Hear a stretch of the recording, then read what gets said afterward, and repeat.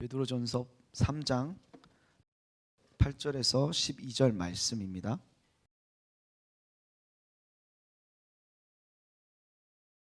옛날 기나라, 중국 기나라에 한 걱정 많은 사람이 있었습니다.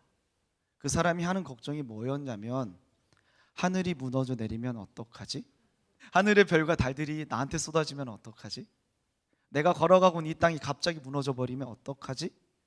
이러한 걱정과 근심으로 인해서 밖을 아예 나가지 못했다고 합니다. 이 소식을 들은 어떤 현자가 그 근심 많은 사람을 찾아갔다고 하죠.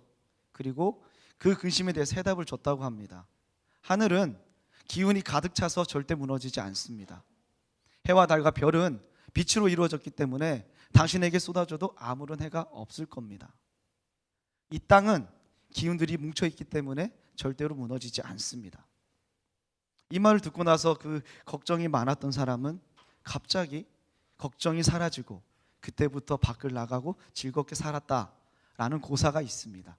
이 고사는요, 기우라는 어떤 단어가 파생된 배경을 이야기하고 있는 고사인데요. 그래서 보면 우리는 이 단어를 사용할 때 이렇게 생각하죠. 되게 상상을 해도 고민을 해도 해결할 수 없는 문제, 통제할 수 없는 문제, 내가 아무리 그것을 고민하고 노력하고 도전하고 고민하고 하지만 도저히 행할 수 없는 문제들을 만날 때 우리는 기우라고 이야기를 종종 하는 것들을 봅니다.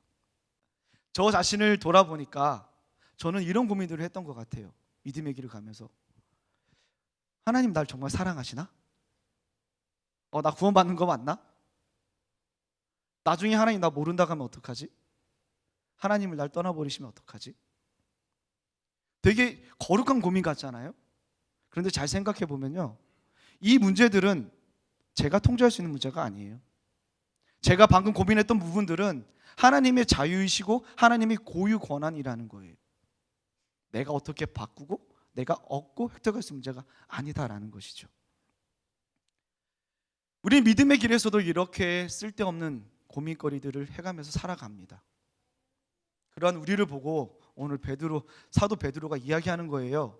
이제는 그런 쓸모없는 고민 말고 좀 쓸데있는 고민을 했으면 좋겠다 라고 하면서 오늘 본문 8절에서 12절 말씀을 이야기하고 있습니다. 오늘 베드로는 우리 가운데에 6가지 행할 것과 한 가지 하지 말아야 될 것들을 고민해 보라고 우리에게 문제를 던져주고 있습니다. 그래서 오늘 힘드시겠지만 같이 7가지를 좀 같이 고민하는 시간이 되었으면 좋겠어요. 첫 번째 고민은 뭐냐면요, 마음을 같이 하는 것입니다. 우리는 이거 너무 많이 들었어요. 그리고 가끔 이것들을 오해하기도 합니다.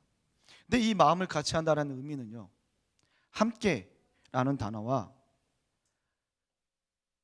마음, 정신이라는 단어가 합쳐진 합성어예요. 그러니까 직역을 하면 함께 마음을 갖다, 함께 정신을 갖다라는 의미가 되어지는 거예요.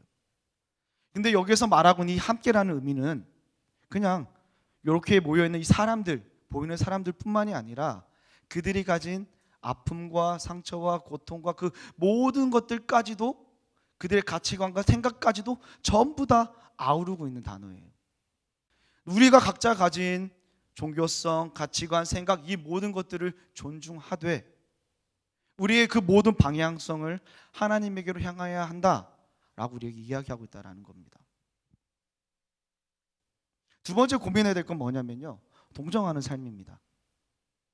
우리가 동정하는 삶이라고 이야기하면 제일 먼저 떠오르는 게 뭐예요? 다른 사람을 도와주고 다른 사람의 말에 해주고 공감해주고, 맞습니다. 이게 틀린 거는 아닌데요, 오늘 본문에서 말하고 있는 동정은요, 함께 고난하라, 함께 고통하라 라는 의미를 갖고 있는 단어예요. 그러니까 우리 종종 보면요, 아파하고 힘든 사람들이 뭐라고 얘기해요? 가서 너 힘들구나, 너 아프구나 라고 종종 공감을 하죠. 저는 이것도 굉장히 훌륭하다고 생각해요. 그런데 오늘 사도 베드로가 우리에게, 믿는다고 말하는 우리에게 요구하고 있는 이 동정의 수위는요, 이것을 넘어선다라는 거예요. 실제로 그 삶에 찾아가서, 아파하는 삶에 찾아가서, 힘든 삶에 찾아가서 어떻게 하면 이 아픔을, 고통을 함께 나누고 함께 분담할 수 있고 함께 짊어질 수 있는지를 고민하는 것, 이게 베드로가 말하고 있는 동정이라는 겁니다. 세 번째 고민할 것은요, 형제를 사랑하며 라는 거예요. 여기서 말하는 형제는 내 혈육만을 이야기하고 있는 게 아니에요. 베드로는 지금 내 주위에 있는 사람들을 친혈육처럼, 친형제처럼 사랑하라 라고 우리에게 말을 하고 있는 겁니다. 이것은 무슨 말이냐면요, 처음에 말씀드렸죠. 우린 가치관과 생각이 다 다릅니다. 그렇죠? 내 생각과 다르더라도, 내 뜻과 내 기준에 부합하지 않더라도 그 사람마저도 포용하고 사랑해야 된다는 거예요.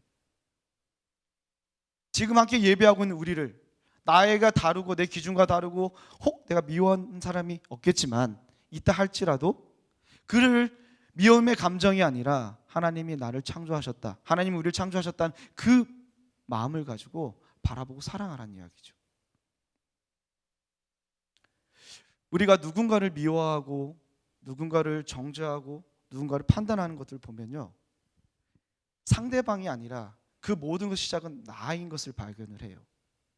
내가 뭔가에 걸려서 시선이 삐딱해지고 마음이 삐딱해지면 그 누군가를 미워하게 되고 정죄하고 비판하게 된다는 거죠. 오늘 베드로는 이야기하는 거예요. 형제라면 그 어떠함에도 비록 그런 것들이 내 눈에 들어온다 할지라도 이것들마저도 사랑할 수 있어야 된다라는 거죠. 그리스도인이라면 그러한 삶을 어떻게 살아낼 수 있을지 고민하라는 겁니다. 네 번째는 불쌍히 여기는 삶을 어떻게 살아낼까라는 부분이에요. 이 단어는 선하게라는 단어하고요, 마음, 감동, 정신을 뜻하는 단어가 이루어진 합성어예요. 우리는 이 선함이 종종 착각합니다. 나로부터 인한 선함이라고 착각해요. 그래서 나의 도덕적인 윤리적인 측면을 가지고 다른 사람의 그 선함을 드러내기 위해서 나가 돕죠. 그러다 보니까 어떤 문제들이 발생을 해요. 내 선함과 나의 도덕적 기준과 책임을 가지고 가다 보니까 잘 돕다가도 어때요? 서운함이 남죠. 잘 하다가도 내가 왜 그랬지? 라는 후회가 남습니다. 그러니까 여기서 말하는 이 선함은 사람으로 시작된 선함이 아니라 하나님으로부터 시작된 선함을 가지고 그렇게 하라는 거예요. 하나님으로부터 시작된 그 선함을 가지고 내 있는 사람을, 옆에 있는 사람을 공감하고 그가 어떠하다 할지라도 그를 품을 수 있는 마음이 우리 가운데 필요하다라는 거예요. 제가 곰곰이 생각해 보니까요, 우리 안에 하나님의 선하심을 가지고 다른 사람 이해하고 공감하려고 마음 먹기만 한다면 이해 못할 일도 없고 인정하지 못할 일도 없겠더라고요.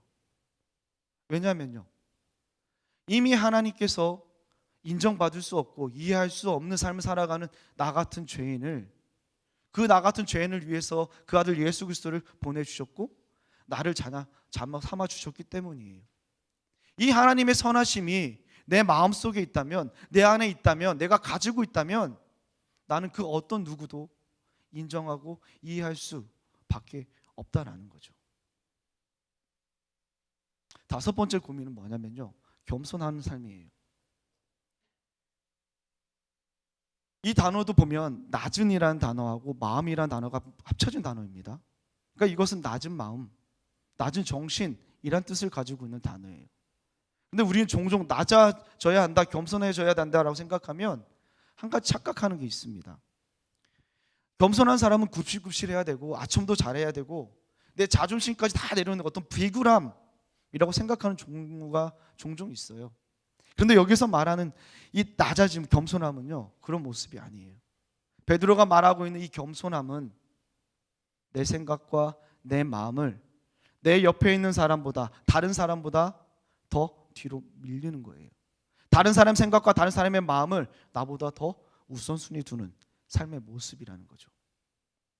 이런 삶의 사람 특징이 뭡니까? 이런 사람들은 다른 사람들을 무시하지 않습니다. 다른 사람들이 행하는 것들에 대해 비판과 정죄하지도 않아요. 이런 사람들은요, 남들을 내 아랫사람으로 쳐다보지도 않습니다. 오히려 그 반대로 행동을 하죠. 다른 사람들이 이야기할 때 그걸 더 많이 들어주고 나보다 그 사람 더 높여주기도 하고요. 내가 먼저 이것들을 나아가기도 합니다. 그래서 이 겸손한 삶은요, 굉장히 어려운 것 같아요.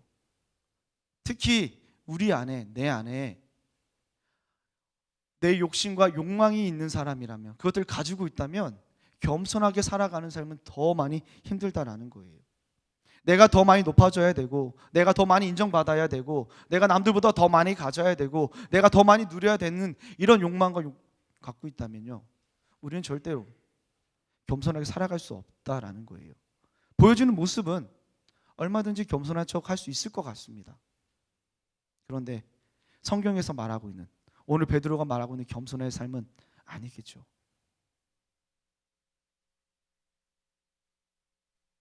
내가 있는 내 욕망과 욕심을 내려놓고 그 사람을, 내 앞에 있는 사람을, 그 사람이 아무리 내 기준과 어떤 것들에 부합한다 할지라도 그 사람을 존중하고 그 사람을 인정해 주는 것, 이게 베드로가 이야기하고 있는 겸손함의 모습이라는 거예요.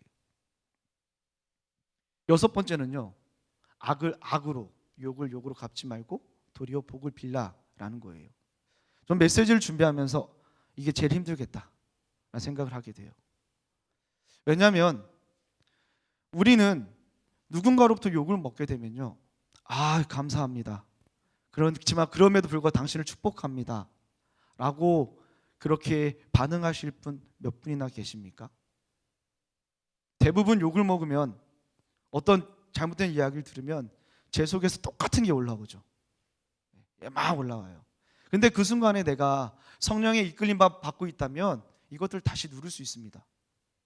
그런데 그 순간에 내가 성령이 아닌 내 이성이 지배하고 있다면요, 똑같이 이야기를 해주고 똑같이 하고 심지어는요 더 악독하게 하는 경우가 많다라는 거죠. 그래서 고민해요. 하나님, 도대체 이러한 삶을 어떻게 살아내려는 거죠? 도대체 이러한 삶을 살아낼 수는 있는 겁니까? 라고 고민을 하게 됐어요. 그런데 이마저도요, 내 중심이 아니라 상대방 중심으로 생각한다면, 바라본다면 그래도 조금은 바뀔 수 있지 않을까라는 일말의 희망이 보이더라는 거죠. 저 사람이 지금 욕을 하고 나에게 저렇게 악을 행하는 이유가, 그 원인이 혹시 내가 제공한 건 아닐까? 라는 이 생각 하나, 한 번 한 이 생각이 악을, 복을, 욕을 복으로 바꾸지는 못하겠지만요, 조금은 그럴 수도 있지 않을까? 라고 하면서 그 사람을 이해할 수 있는 어떤 실마리를 제공할 수 있다라는 거예요.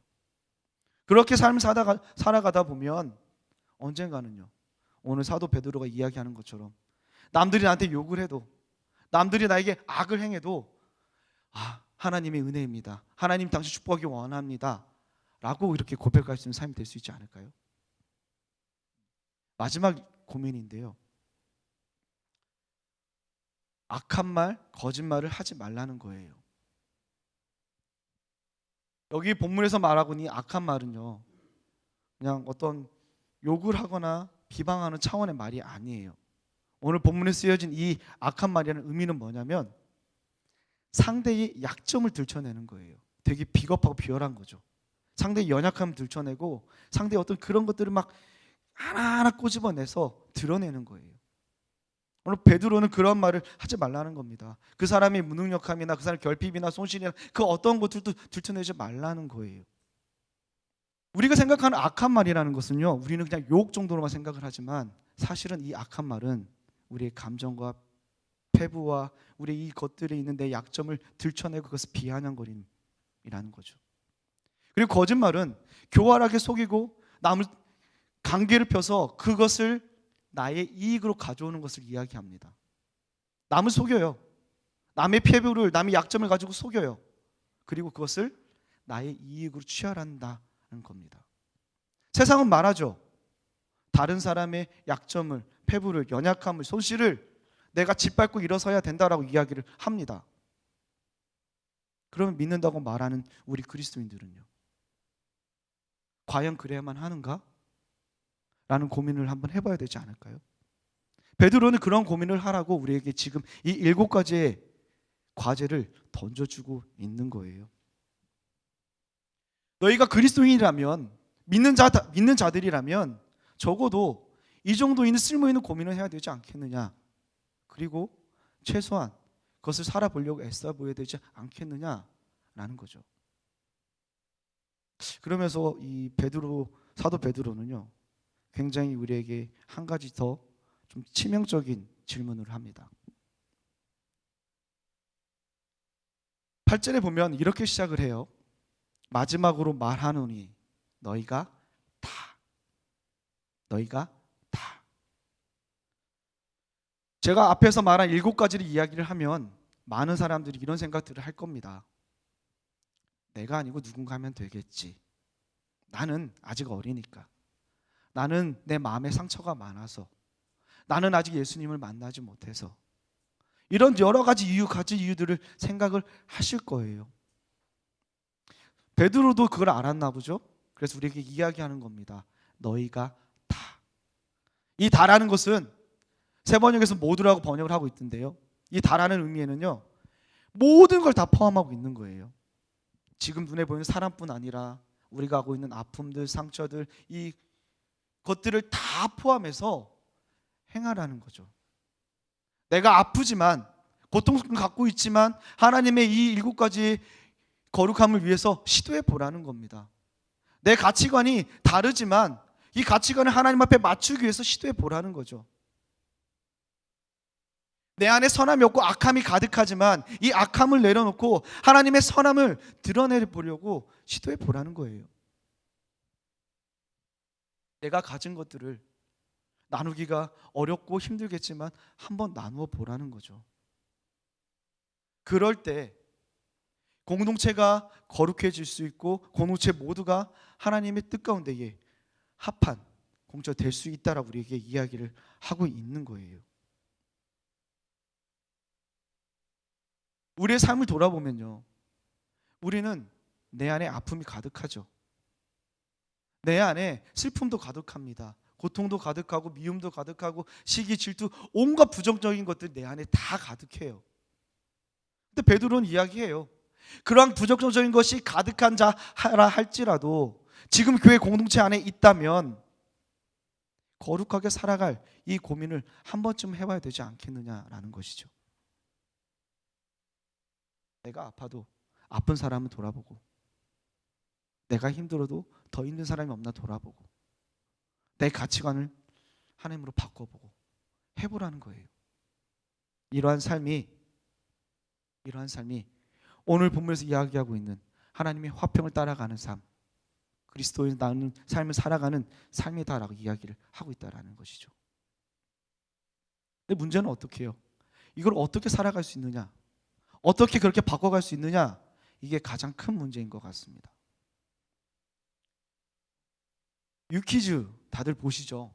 네, 거기에서 보면 션이 나왔던 회차가 있습니다. 거기서 유재석 씨가 션에게 질문을 해요. 어떻게 하면 이 사회가 변화가 될까요? 라고 묻습니다. 그랬더니 션이 뭐라고 대답하냐면요, 내가 먼저 행하고 내가 행한 걸 3명에게 전달해서 그 3명이 행하게 하고 그 3명이 또 다른 3명에게 전달해서 행할 수 있게만 한다면 이 세상은 변합니다. 우리가 꿈꿔왔던 제자 사는 비전과 비슷하죠. 저는 우리 공동체도요, 그렇게 하기 시작하면 지금보다 더 건강해지지 않을까라는 생각을 해보게 돼요. 누군가 하겠지가 아니라 내가 먼저 시작을 하고, 누군가 그것을 하고 있으면 그것을 비판하고 정죄하고 판단하고 비아냥거릴 것이 아니라 나도 그것에 동참하고 또 다른 사람이 또 동참하고, 그러다 보면요, 우리 공동체가 더 건강해질 수 있겠다라는 거죠. 세상에서 말하는 그런 고민을 하는 게 아니라 오늘 베드로가 우리에게 제시한 그 7가지의 고민거리를 끊임없이 계속해서 되뇌이는 거예요. 계속해서 살아보는 겁니다.